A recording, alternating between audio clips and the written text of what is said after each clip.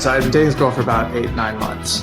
And then one day I went to lunch with Danny and Noah, and they were just talking to me, and they were like, how are things going with her, blah, blah, blah. And I was like, yeah, it's going well. Like, oh, is this like something you could see going on for a long time? And I just like thought about it for a second, and I was like, no, I don't actually. I was like, I don't think it will, you know? And they were like, oh, do something about that, you know? And I was like, shit, yeah, I probably should. So it was like instant moment of realization of like, all right, I need to be out of this relationship.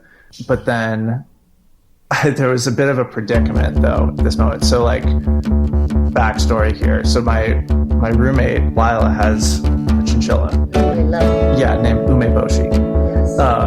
And so a few weeks before this like realization, like all my roommates had gone out of town, and they were like, hey Ryan, does your girlfriend want a pet sit Umeboshi?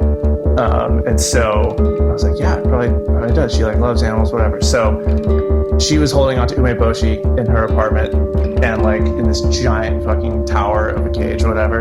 And so when I had this realization, my roommates were like out of town. We're going to still be out of town for like another month. And I was like, okay, this is a bit of a conundrum. If I go and break up with her, I need to be able to like get this chinchilla out of her apartment. I have to like extract this thing, but like this cage won't fit in my car. So I was like, how the fuck am I gonna do this? Like, what's gonna happen? You know, so I called my roommates, like, you know, one of them was like, dude, just end your relationship. We'll worry about the road. And I was like, okay, I need to really end the relationship this week. And like Friday rolls around, I'm like, all right, I'm gonna do it tonight. I'm gonna do it. And then I played tennis with Danny that morning, and we were just playing, and I was like, hey man, just heads up, I'm gonna break up with her tonight. And he was like, oh dude, like, man, like, sorry, you know, like, I'm here for you, man, like, whatever you need. And I look and I notice, like, oh yeah, Danny has actually a pretty big car, nice Mazda CX-5, yeah.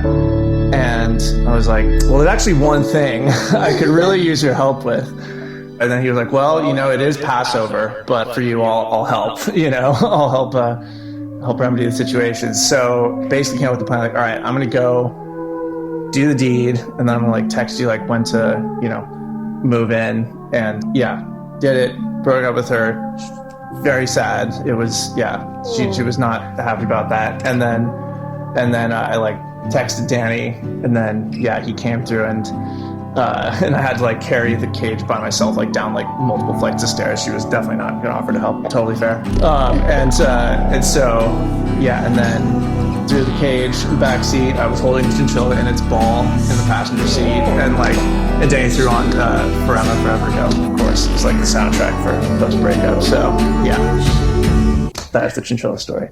Wait, really?